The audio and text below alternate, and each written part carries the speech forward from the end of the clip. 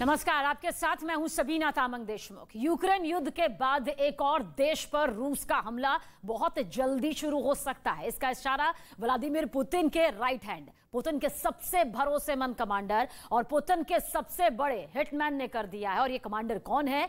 कच्चा चिट्ठा में आज यूक्रेन युद्ध पर बहुत सी बातें आपको बताएंगे, जिसमें पुतिन का वो सीक्रेट भी शामिल है जिसे जेलेंस्की ने एक्सपोज करने का दावा किया। पुतिन इतने दबाव में है कि उन्होंने अपने 115 सैनिकों और अफसरों को बर्खास्त कर दिया क्योंकि उन्होंने युद्ध लड़ने से मना कर दिया था। लेकिन सबसे पहले देखिए यूक्रेन में कौन से ऐसे हालात बन रहे हैं। अब कहा जाने लगा है पुतिन का मिशन इम्पॉसिबल हो चुका है। हालांकि पुतिन ऐसा मानते नहीं हैं।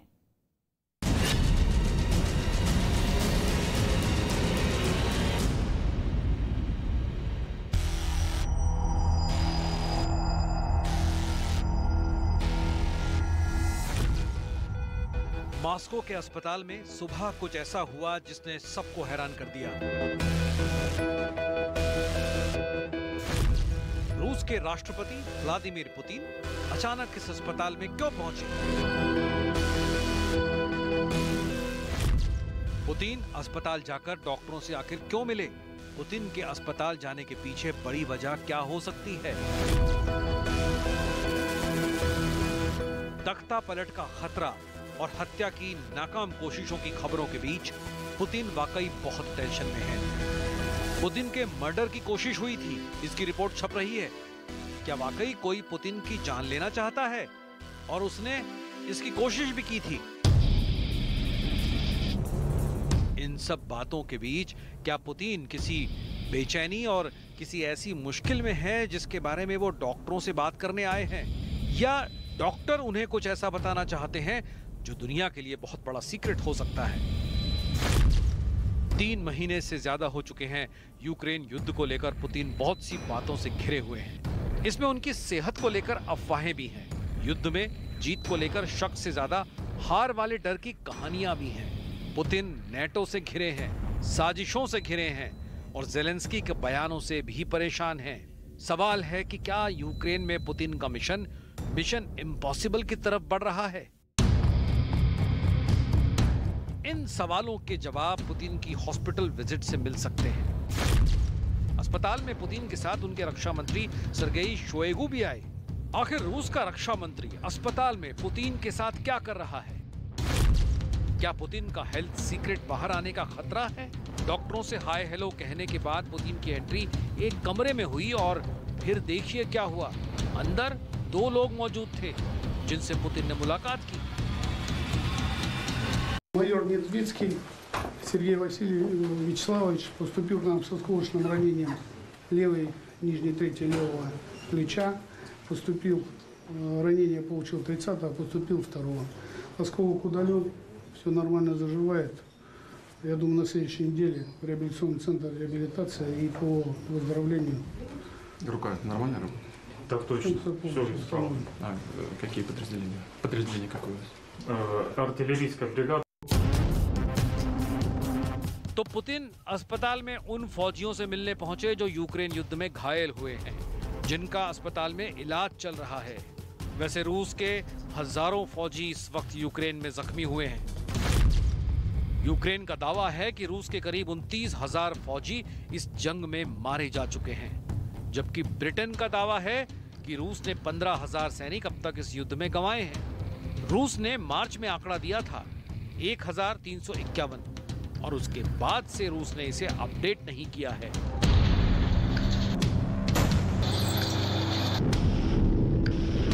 लेकिन इसमें कोई शक नहीं कि रूस ने अपने फौजी इस युद्ध में खोए हैं और बड़ी तादाद में खोए हैं।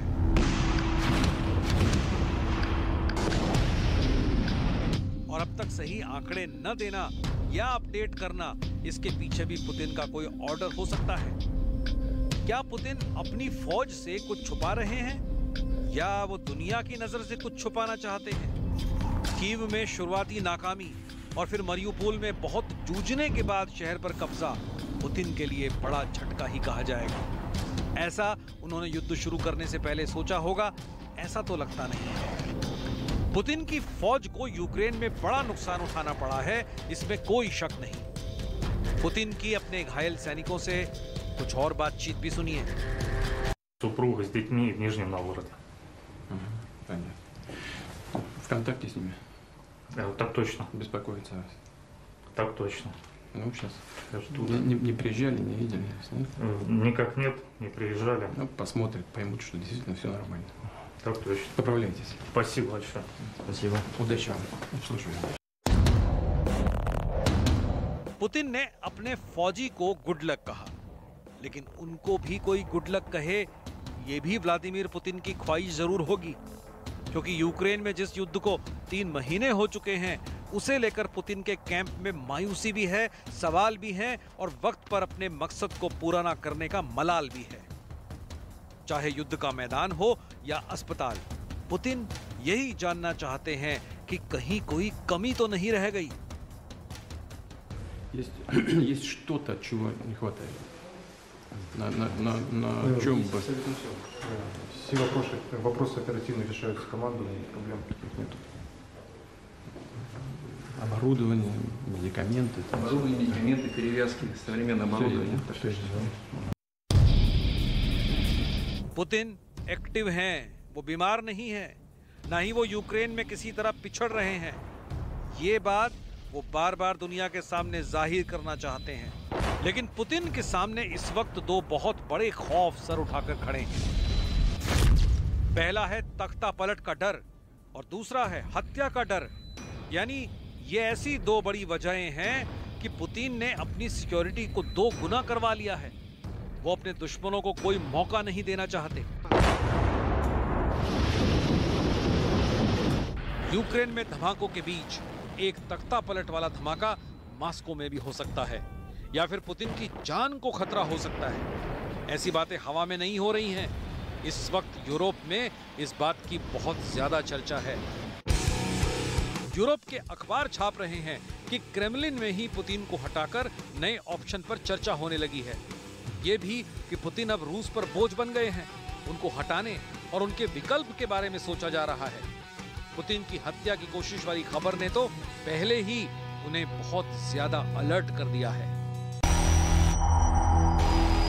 पुतिन को चैलेंज अपनों से मिल रहा है और वो भी बहुत खासम खास लोगों से। ऐसे लोग जो पुतिन की सरकार चलाने में मदद करते हैं, लेकिन रिपोर्ट्स हैं कि वो पुतिन की लीडरशिप और उनके फैसलों से खुश नहीं है और इसमें बहुत बड़ा बदलाव चाहते हैं। ऐसा बदलाव जो ज्यादा बेहतर तरीके से यूक्रेन में चल रहे युद्ध को लेकर फैसले ले।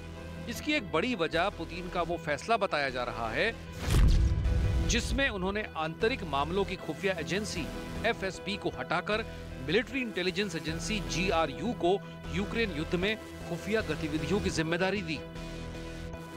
अब यूक्रेन से आ रही तस्वीरों में जिसमें कई जगह रूस को मिले झटकों का जिक्र होता है, उसे देखकर FSB और GRU को लीड करने वाले अफसर आमने सामने आ गए हैं। ऐसी रिपोर्ट्स के बाद पुतिन के फैसलों को लेकर सवाल उठने लगे हैं। क्या ये पुतिन का मिशन इम्पॉसिबल करने की साजिश है?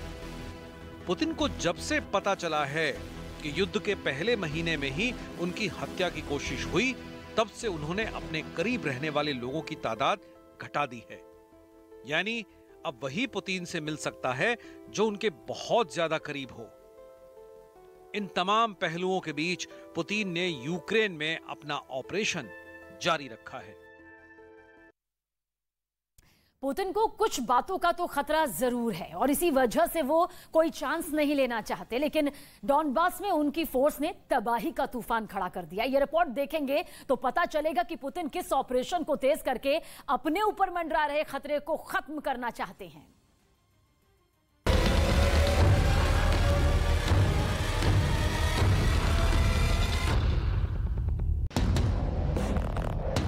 यूक्रेन में कयामत वाला युद्ध अब ऐसे दौर में पहुंच गया है जहां पुतिन के लिए कुछ भी गंवाना हार के बराबर होगा। इसलिए पुतिन और उनकी फौज ने बहुत बड़ा टारगेट सेट कर लिया है।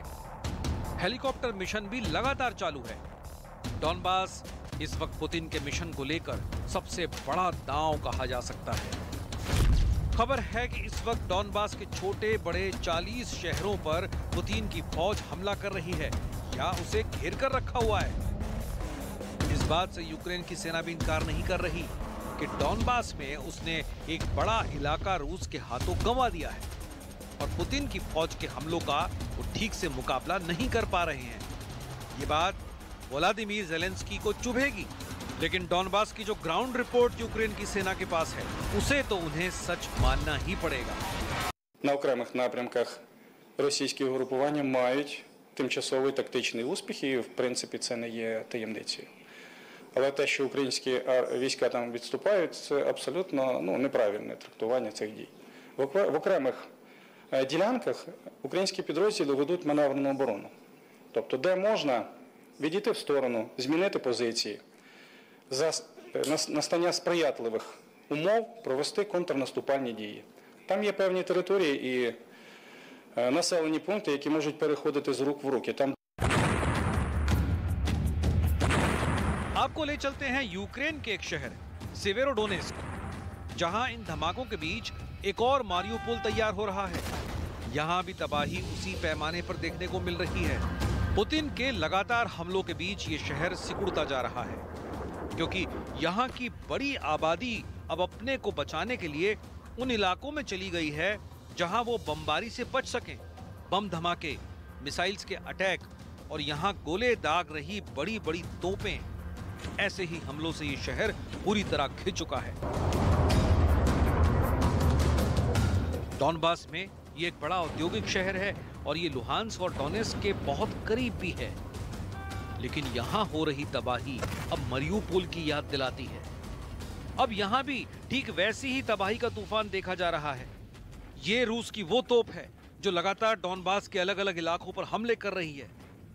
यूक्रेन को ऐसे हमलों से काफी नुकसान हुआ है और डॉनबास की ऐसी ही चंद कामयाबी वाली रिपोर्ट्स हैं जो पुतिन को खुश होने के छोटे मोटे मौके दे रही हैं। पुतिन की फौज इस शहर को अब मारियुपोल की तरह जीतना चाहती है। यहाँ हो रहे हमले और यहाँ जो दहशत देखने को मिल रही है, उससे लगता है कि पुतिन कोई रहम नहीं करेंगे। Вне зависимости от того, какие у них будут награды или есть, это люди, которые рискуют своим здоровьем и жизнью ради людей и детей Донбасса, ради России. Они все герои. Именно так. Каждый подвергает свою жизнь смертельной опасности. Идет на это сознательно. И относиться к ним нужно именно так, как к героям.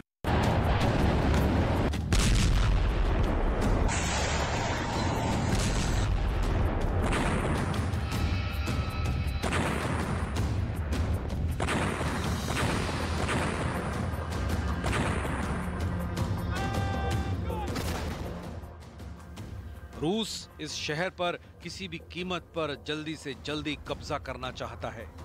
पुतिन मारियुपोल में मिली कामयाबी के बाद रुकना नहीं चाहते, इसलिए सेवेरोडोनेस्क में मौजूद यूक्रेन की फौज को बहुत जल्दी घुटने के बल पर लाने की तैयारी हो गई है। ऐसा ही हाल डॉनबास में कई और शहरों का भी है। एक रिपोर्ट के मुताबिक पुतिन ने अब तक यूक्रेन युद्ध में इतनी मिसाइल दागी हैं जितनी द्वितीय विश्व युद्ध के बाद से हुई किसी जंग में नहीं दागी गई। रूस के रक्षा मंत्रालय से आई ये तस्वीरें देखिए। ये रूस की मिसाइल है जो डॉनबास पर फायर की जा रही है। ये रूस की क्रूज मिसाइल वाली फोर्स है जो टारगेट की दूरी के हिसाब से तैनात है और किसी भी वक्त यूक्रेन के मिलिट्री अड्डों पर हमला करने के लिए तैयार रहती है।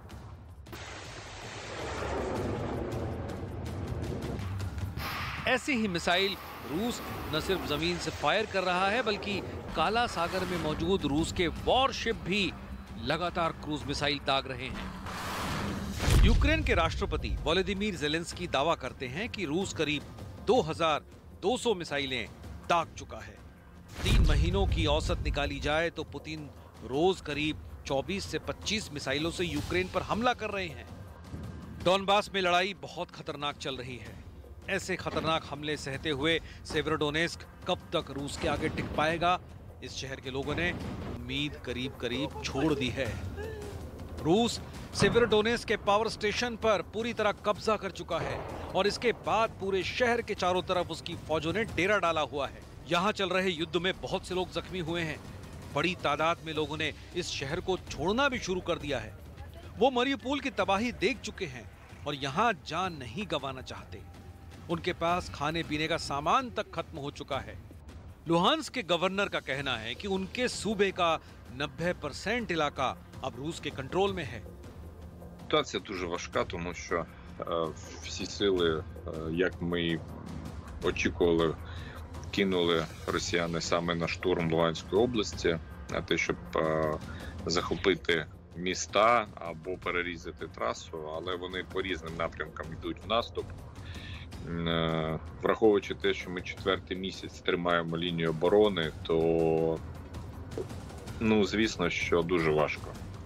Важко і потрохи ворог, не дивлячись на те, що вони несуть шалені втрати, вони все одно потрохи просто продавлюють отими обстрілами, продавлюють лінію наших захисників. लुहांस्क और डोनेस्क वो इलाके हैं जहां बड़े इलाकों पर रूस के समर्थन वाले मिलिशिया का कब्जा है और यहां तो लड़ाई पिछले 8 सालों से रुक रुक कर चली आ रही है। अब नए शहरों की तरफ पुतिन ने नजरें टेढ़ी की हैं और 24 घंटे हमलों के साथ यूक्रेन की फौज का यहां टिकना मुश्किल हो गया है। सवाल है कि कब तक यूक्रेन की फौज रूस का सामना करती रहेगी। Що б не робила російська держава, знаходиться хтось, хто каже, давайте врахуємо її інтереси. Цьогоріч в Давосі це знову прозвучало.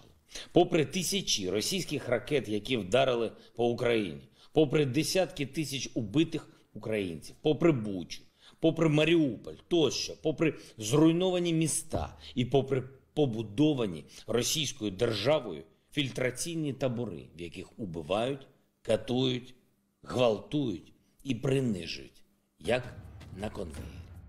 अब देखिए डॉनबास में हेलीकॉप्टर ऑपरेशन, जिस युद्ध को 3 महीने हो चुके हैं, उसमें ये हेलीकॉप्टर दुश्मन को सबसे ज्यादा मौत बांटने वाली मशीन बन चुके हैं। यूक्रेन में फ्रंट से आने वाली तस्वीरों में सबसे ज्यादा यही हेलीकॉप्टर एक्टिव हैं। यूक्रेन के आसपास में सबसे ज्यादा इस वक्त यही मशीन गूंज रही है। कीव के बाद लुहांस्क और डोनेस्क रीजन में इनका कहर जारी है। दक्षिण पूर्व में मरियुपोल पर कब्जे वाले मिशन में इन्हीं हेलीकॉप्टर्स की भूमिका सबसे ज्यादा रही है। रूस ने इस वक्त यूक्रेन युद्ध में अपने हेलीकॉप्टर्स की पूरी ताकत झोंक दी है। इनमें सबसे ज्यादा जिस हेलीकॉप्टर का इस्तेमाल किया गया है वो है कैमोव 52 अटैक हेलीकॉप्टर। ये हेलीकॉप्टर पुतिन की फौज का सबसे ज्यादा तबाही मचाने वाला हथियार बन गया है। रॉकेट और मिसाइल से लैस ये हेलीकॉप्टर रात और दिन दोनों वक्त लगातार हमले कर रहा है और इसी के हमलों से यूक्रेन के मोर्चों को तबाह करके रूस की सेना आगे बढ़ रही है। Вони не можуть швидко просуватись, тому вже підключили і авіацію. Характер наступу і форма, вона однакова всюди. Тобто вони дуже довго обстрілюють позиції, тобто артилерійський такий обстріл ведеться 4 години, до прикладу. Потім кидають в наступ роту чи 2. Якщо їм не вдається, то вони відкочуються, хто живий залишається, і знову ще один обстріл. І так траса прострілюється. Северодонецьк повністю обстрілюється, постійно просто. Але доїхати до Сєвєродонецька ще можливо. Хоча це вже такий квест. Чи десь вдасться проїхати між обстрілами, чи не вдасться, так, на грані фола. यूक्रेन में इस वक्त जितने भी मिलिट्री ऑपरेशन चल रहे हैं, जितने भी फ्रंट हैं, उसमें जमीन पर मौजूद फौज के साथ बहुत करीबी तालमेल की जरूरत है। जो गलतियां पुतिन और उसकी फौज ने कीव में दोहराई हैं, उसकी वजह से उनका मिशन पॉसिबल से इम्पॉसिबल भी हो सकता है और इसी को वो ठीक करना चाहेंगे। जो गलतियां उन्होंने कीव में की, वो उसे डॉनबास में नहीं करना चाहेंगे। इसलिए रूस की फौज ने क्लोज एयर सपोर्ट में हेलीकॉप्टर की उड़ान तेज कर दी है। रूस की फौज लगातार डॉनबास के उन इलाकों पर हमला कर रही है जहां यूक्रेन की फौज का कब्जा मजबूत है, जहां यूक्रेन की फौज पिछले 8 वर्षों से डटी हुई है। रूस को वक्त जरूर लग रहा है, लेकिन मारियुपोल की तरह यहां भी ऑपरेशन आराम से किया जा रहा है। पुतिन अब फौज को खोने वाला खतरा नहीं उठा सकते, इसलिए एक एक इमारत को सैनिटाइज करके आगे बढ़ा जा रहा है। डॉनबास में इस वक्त सबसे ज्यादा एक्शन देखने को मिल रहा है, लेकिन इन तस्वीरों से, इन रिपोर्ट्स से ज़ेलेंस्की घबरा जाएंगे, ऐसा नहीं लगता। Збройні сили України, наша розвідка і усі, хто захищає державу, протистоять надзвичайно жорсткому наступу російських військ на Сході. Подекуди ворог сильно переважає технікою, кількістю солдатів. Російська влада ухвалила показове рішення. Вони дозволили брати на контрактну службу людей старшого віку. Тобто молодих їм вже не вистачає, але бажання воювати все ж таки. ज़ेलेंस्की का दावा है कि उनकी फौज रूस के 200 जहाज गिरा चुकी है, जबकि रूस की वायुसेना की ताकत दुनिया मानती है। जंग की शुरुआत में ये यूक्रेन की एयरफोर्स से 15 गुना बड़ी थी। अब चाहे यूक्रेन की एयरफोर्स करीब करीब खत्म हो गई हो, लेकिन अमेरिका से मिल रही स्टिंगर मिसाइल से उसने रूस की वायुसेना को बड़ा नुकसान पहुंचाया है। वहीं रूस के टैंक अब भी अमेरिका से मिली जेवलिन मिसाइलों का टारगेट बन रहे हैं। यूक्रेन को नेटो से मिले हथियारों ने वाकई पुतिन के मिशन इम्पॉसिबल जैसे हालात बना दिए हैं। इस वक्त भी यूक्रेन में बहुत से आधुनिक वेपन सिस्टम ज़ेलेंस्की की फौज तक पहुंचाए जा रहे हैं, ये जानते हुए भी कि रूस वार्निंग दे चुका है कि यूक्रेन में किसी और देश का दखल युद्ध को भड़काएगा। पूरी दुनिया को अब ये डर सता रहा है कि यूक्रेन का युद्ध 3 महीनों से ज्यादा खिंचने के बाद दिसंबर तक भी चल सकता है।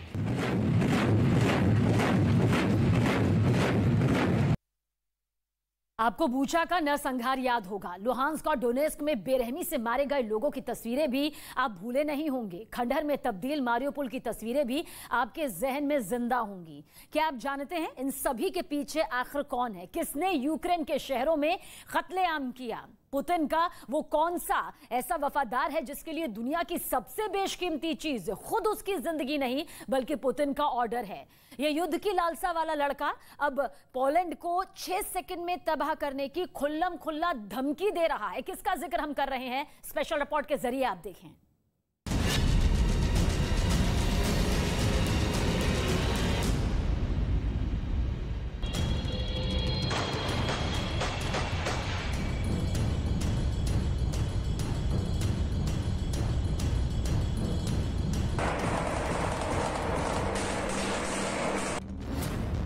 पुतिन का किलर एलिट, पुतिन का हिटमैन, पुतिन का सबसे वफादार,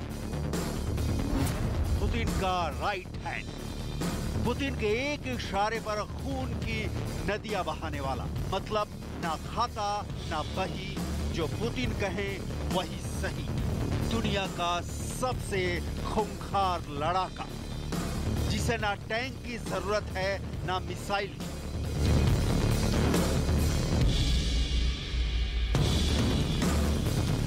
वो ऐसा खूंखार है कि उसके लिए इंसान की जान की कीमत कुछ भी नहीं। उसके शौक आप जानेंगे तो हैरान रह जाएंगे। मगरमच्छ पालता है,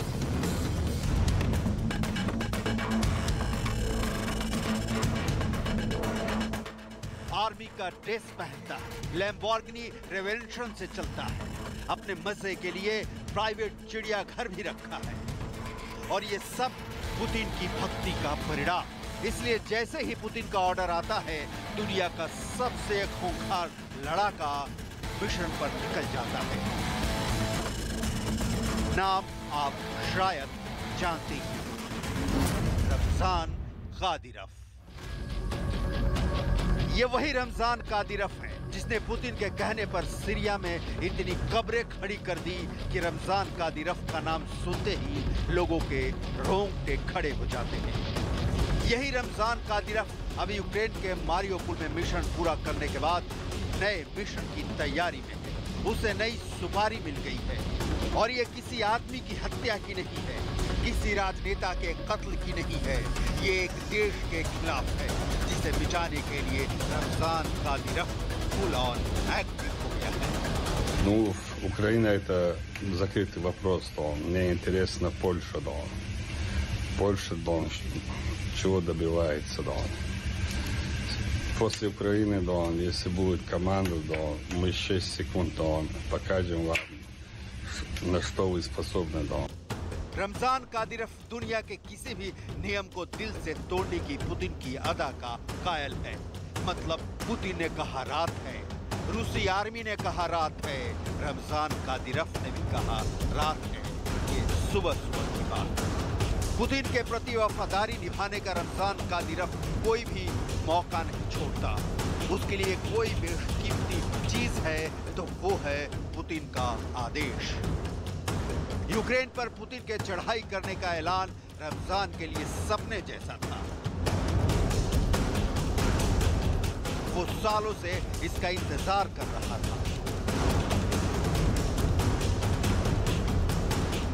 और जैसे ही पुतिन का ऑर्डर चेचनिया की राजधानी ग्रोजनी पहुंचा, रमजान अपनी खूंखार सेना के साथ यूक्रेन कूच कर गया। और फिर यूक्रेन में जो हुआ, उसने कादिरफ के नए खौफ की नई दास्तान ली। रमजान ने किस तरह यूक्रेन में कत्लेआम मचाया, रमजान कादिरफ अब अपने नए मिशन पोलैंड के लिए किस लेवल के लड़ाकों को ट्रेनिंग दे रहा है, इसकी पूरी डिटेल आपको बताएंगे। लेकिन उसके पहले रमजान कादिरफ की अब तक की जिंदगी की पूरी कहानी जान लीजिए, क्योंकि रमजान को जाने बिना उसके खौफ वाली सिर्फ वारदातों को समझना मुश्किल ही नहीं, नामुमकिन है। रमजान कादिरफ को समझने के लिए आपको रूस की राजधानी मॉस्को से करीब 1855 किलोमीटर दूर चेचेनिया के कैपिटल ग्रोजनी चलना होगा, जहां राज तो रमजान कादिरफ का है, लेकिन सिक्का रूस के राष्ट्रपति व्लादिमीर पुतिन का चलता है। 1991 में जब सोवियत यूनियन टूट गया, तब चेचेनिया ने खुद को आजाद घोषित कर दिया, लेकिन रूस को यह गवारा नहीं था। 1994 से 1996 के बीच दोनों में जबरदस्त लड़ाई हुई। रूस ने कुछ समय बाद पैर पीछे खींच लिए। 1999 में फिर दूसरी लड़ाई हुई। इस बार रशियन आर्मी ने चेचेनिया में कहर ढा दिया। चेचेनिया को रूस के कंट्रोल में ला दिया गया, ग्रोजनी को बर्बाद कर दिया गया। कुछ वक्त सब कुछ शांत हो गया, फिर शुरू हुआ आतंकवाद। इससे निपटने के लिए रूस ने वही खेल खेला जो हर देश में खेला जाता है। पैसे और पावर का लालच दिखा के विद्रोहियों को तोड़ दिया गया। अहमद कादिरफ अपने साथी विद्रोहियों को छोड़ के रूस के साथ आ गया, लेकिन 2004 में वो अपने पुराने साथियों के हाथों मारा गया। फिर उसका बेटा रमजान कादिरफ वहां का प्रधानमंत्री बना। अब वो पुतिन का आदमी था चेचेनिया, जहां पर हमेशा रूस से अलग होने के नारे लगाए जाते थे। वहां रमजान ने रूस की सत्ता फैला दी। रूस की चिंता अब कम हो गई थी। फिर चेचेनिया को भी फायदा होने लगा था। वहां का 80% बजट रूस से फाइनेंस होता है। बड़ी बड़ी बिल्डिंगें आ गई, चमकते मॉल। रमजान कादिरफ भी एक धनी आदमी बन गया और 2007 से चेचेनिया का सर्वे सर्वा बना हुआ है।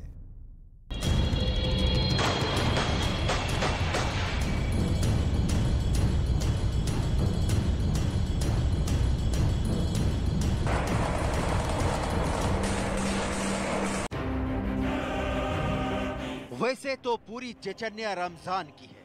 अपने विरोधियों को कुचलना, मानवाधिकार का हनन, पुतिन के खिलाफ उठी हर बगावती आवाज को दबा देना रमजान के लिए बाएं हाथ का काम है। लेकिन रमजान कादिरफ के पास अपनी सेना भी है।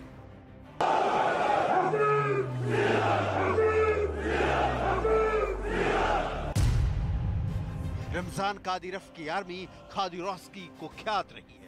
1994 में इस आर्मी यानी 141st स्पेशल मोटोराइज्ड रेजिमेंट का नाम ही बदलकर कादिरोव्स्की कर दिया गया था।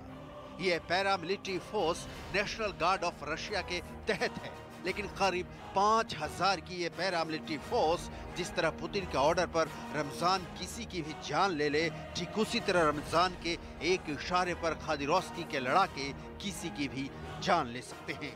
यूक्रेन में भी रमजान के 10,000 लड़ाके लड़ने के लिए उतरे हैं।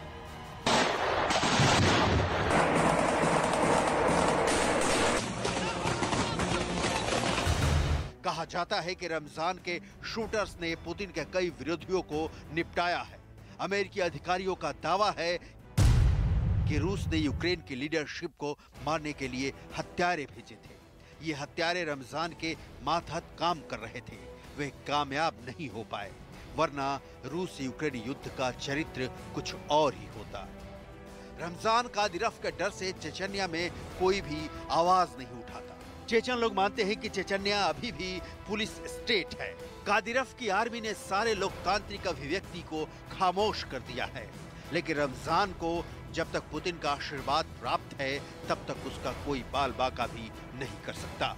ये रमजान भी जानता है कि पुतिन को चेचन्या में शांति के लिए उसकी जरूरत है और पुतिन को भी पता है कि रमजान उसके लिए चेचन्या में रूस के अस्तित्व के लिए जरूरी है। इसलिए दोनों एक दूसरे का साथ निभा रहे हैं। आपको याद होगा कि जब कीव का किला ढहाने की बात आई तो इसी चेचन लड़ाकों को कीव का घेरा डालने को कहा गया था, लेकिन वो भी नाकाम रहे और रमजान कादिरफ मारियोपोल के मिशन पर निकल गया। अब जब मारियोपोल पर रूस की विजय पताका फहरा चुकी है तो रमजान कादिरफ को नया असाइनमेंट मिल गया है। असल में पोलैंड के रास्ते ही नाटो यूक्रेन को सैनिक मदद पहुंचा रहा है। पोलैंड के आक्रामक रुख के चलते ही रूसी सेना की यूक्रेन में दाल नहीं गल रही है। रूस को भारी नुकसान उठाना पड़ रहा है। यूक्रेन पहुंच रही घातक हथियारों की नई खेप रूस पर भारी पड़ रही है। पुतिन के यूरोपीय देशों को लाख धमकाने के बावजूद यूक्रेन को हथियारों का जखीरा मिलना कम नहीं हो रहा और जब तक ये हथियार ज़ेलेंस्की को मिलते रहेंगे, ज़ेलेंस्की लड़ते रहेंगे।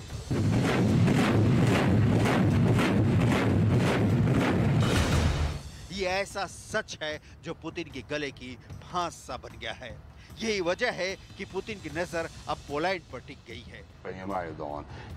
चेचन कमांडर रमजान कादिरफ ने पोलैंड को धमकी दी है और धमकी भी ऐसी वैसी नहीं बल्कि सीधे हमले की।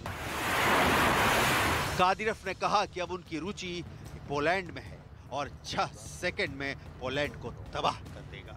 तो он принимает правильное решение, да он.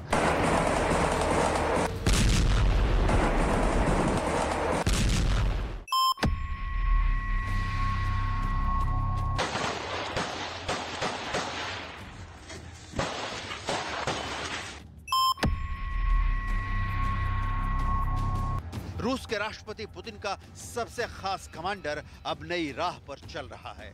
रमजान कादिरफ ने यूक्रेन में कैसी तबाही मचाई ये किसी से नहीं छिपा है, ना ही उसकी सेना की बर्बरता की कहानी।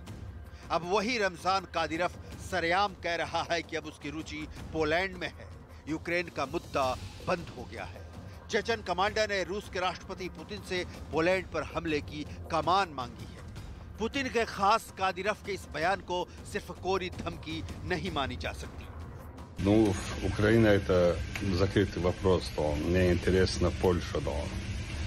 Польша, да, чего добивается, да. После Украины, да, если будет команда, да, мы 6 секунд, да, покажем вам, на что вы способны, да.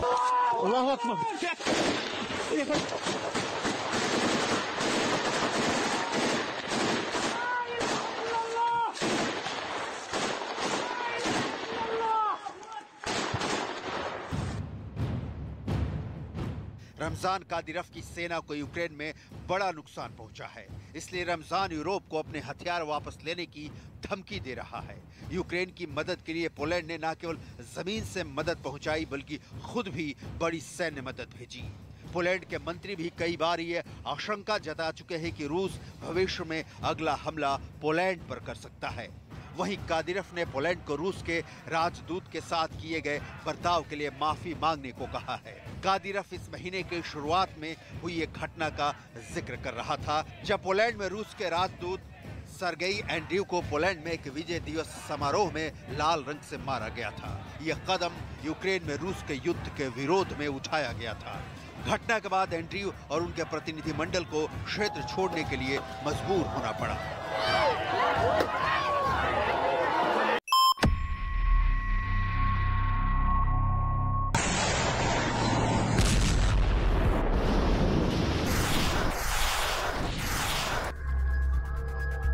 कादिरफ ने यूक्रेन की जंग को जितना आसान सोचा था वो उतना हुआ नहीं।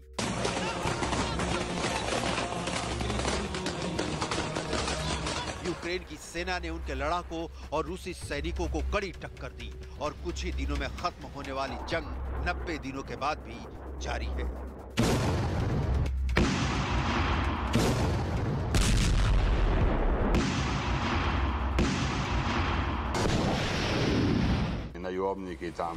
इसीलिए रमजान कादिरोव खुलकर बोल चुका है कि अगर पुतिन उन्हें और उनके लड़ाकों को खुली छूट दे तो वो कुछ ही दिनों में यूक्रेन को झुका देंगे। ये इतना आसान भी नहीं है क्योंकि इसके लिए यूक्रेन की सप्लाई लाइन काटनी होगी और इसके लिए पोलैंड को रोकना होगा और पोलैंड पर हमले का मतलब है सीधे नाटो से दो हाथ। रमजान कादिरोव को ये अच्छी तरह मालूम है, इसलिए वो बयान दे चुका है कि हमारी लड़ाई सिर्फ यूक्रेन से नहीं है, रूस और हमारे लड़ाके नाटो से लड़ रहे हैं।